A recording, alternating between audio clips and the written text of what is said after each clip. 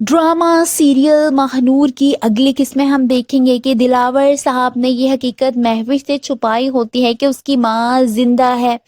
बिल्कुल इसी तरह जैसे आसिया ने ये बात महानूर से छुपाई होती है। आसिया बेगम दिलावर साहब से मिलने उनके ऑफिस जाती हैं, जहां वो उनसे पूछती हैं कि तुमने महविश को मेरे बारे में क्या बताया है। जिस पर दिलावर साहब कहते हैं कि वही जो तुमने महानूर से कहा है। इससे पहले वो मजीद कोई बात करते आसिया तंज मारते हुए कहती हैं कि मतलब तुमने मार दिया है उसकी माँ को। ये सुनकर दिलावर साहब ना चाहते हुए भी शर्मिंदा से हो जाते हैं। फिर वो आसिया बेगम से कहते हैं कि क्या सब कुछ वहीं से शुरू हो सकता है जहाँ से ख़त्म हुआ था। ये बात सुनकर आसिया बेगम को बहुत ज़्यादा गुस्सा आता है। वो उठकर वहाँ से जाने लगती हैं जब दिलावर साहब उन्हें रोकने की कोशिश करते हैं। फिर वो आसिया से कहते हैं कि तुम कहाँ चली गई थी, मैंने तुम्हें बहुत ढूंढा।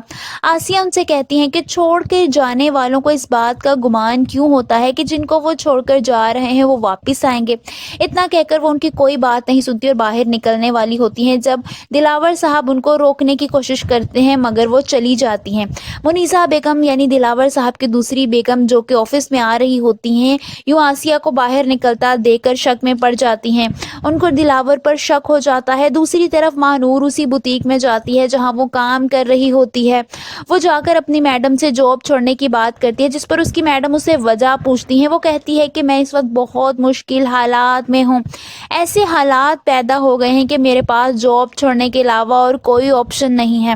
वहीं जैन महानूर का पीछा कर रहा होता है, मगर महानूर इस बात से अनजान होती है।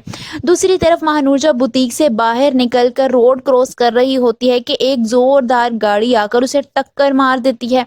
महानूर बहुत बुरी तरह नीचे गिरती है, यहाँ तक कि उसे चोट लग जाती है।